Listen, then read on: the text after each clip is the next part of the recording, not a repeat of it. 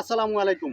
৪,৪২৭ kilometre সুদীর্ঘ সীমান্ত রয়েছে আমাদের বাংলাদেশে, যেটা পৃথিবীর পঞ্চমতম দীর্ঘ সীমান্ত।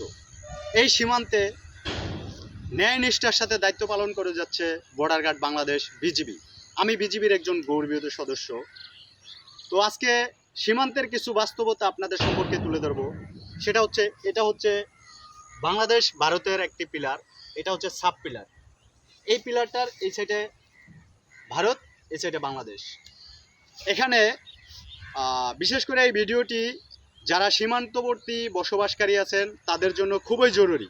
দেখুন, এই সীমান্ত পিলার থেকে কোনো ধরনের 150 গজের মধ্যে কোনো ধরনের স্থাপনা এবং সমাগম এবং কোনো ধরনের আবাদ করা আসলে অপরাধ।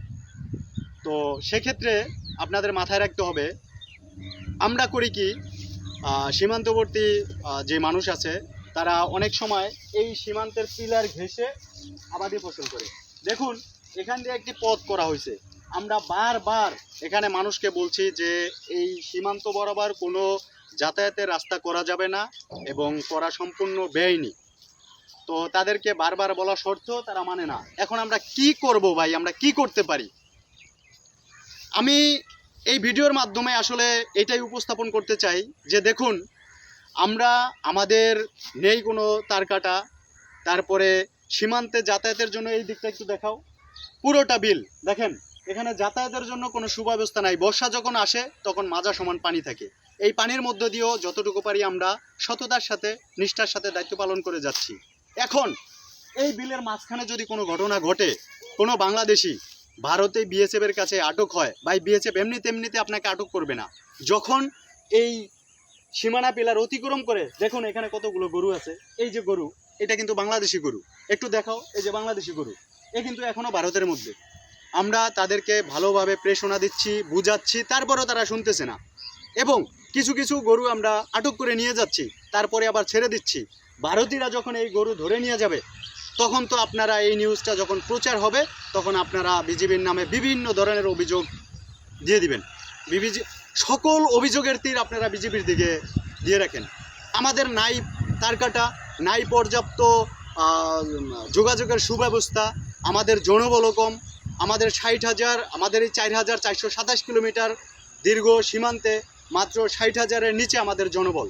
এই জনবল নিয়ে আমাদের এত বড় সীমান্ত পহরা দেওয়া লাগতেছে, আমরা দিচ্ছি, তাতে আমাদের কোনো ক্লান্তি নেই। আমাদের ক্লান্তিটা তখনই আসে সীমান্তের কোনো বাস্তবতা এবং ঘটনা সত্য যাচাই না করে সম্পূর্ণ মিথ্যা বানোয়াটভাবে অভিযোগের তীরটা যখন বিজিবির বুকের দিকে ছুড়ে দেওয়া হয়, তখন কষ্টটা আমাদের দ্বিগুণ হয়ে যায়। দায়িত্ব পালন করতে আমাদের কোনো কষ্ট নাই। আমরা যতদিন এই বাহিনীতে বা এই দায়িত্বে নিয়োজিত থাকব, ততদিন আমরা সততা ও নিষ্ঠার সাথে আমাদের দায়িত্ব আমরা পালন করে যাব। দেখুন, এই যে যাতায়াতের রাস্তাটা সম্পূর্ণ ভারতের মধ্যে। আপনারা একটু রাস্তাটা একটু দেখাও, এদিকে আগাও। এই রাস্তাটা সম্পূর্ণ ভারতের মধ্যে। এখন এই রাস্তা দিয়ে যখন একজন সাধারণ বাংলাদেশের নাগরিক হাঁটাচলা করবে, অবশ্যই বিএসএফ তাকে আটক করবে, বিএসএফ তাকে ধরবে। তখন এই দোষটা কার? এই দোষটা কি বিজিবির? বিজিবি কি করবে?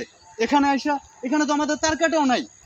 তাহলে যদি আপনাদের এগুলো বিজিবিকে এই দোষ দিতে হয়, তাহলে এখানে তার কাটা দিয়ে দেন, তার কাটার বেড়া দিয়ে দেন, বড় চীনের মতো প্রাচীর করে দেন, কোনো সমস্যা নেই।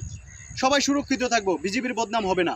কিন্তু এই যে অভিযোগের তীর বিজিবির দিকে ছুড়ে দিচ্ছেন, এটা সম্পূর্ণ একটি অপরাধ আমি মনে করি। আমি একজন বিজিবি সদস্য হিসাবে আমি এটা মনে করি। দেখুন, বিশেষ করে যারা সীমান্তে বসবাস করেন, আল্লাহর হস্তে মেহেরবানি করে আপনারা এই পিলারের ঘেঁষে জমির কোনো আবাদ করবেন না। যদি আবাদ করতে হয় পিলার থেকে আরও দূরে করতে হবে, কোনো সমস্যা নেই। কিন্তু যখনই আপনি পিলার অতিক্রম করবেন, পিলার অতিক্রম করে যায় কোনো কিছু করবেন, তখন আপনাকে বিএসএফ অবশ্যই আটক করবে। তখন আপনাকে বিএসএফ গুলি করতে বাধ্য হবে।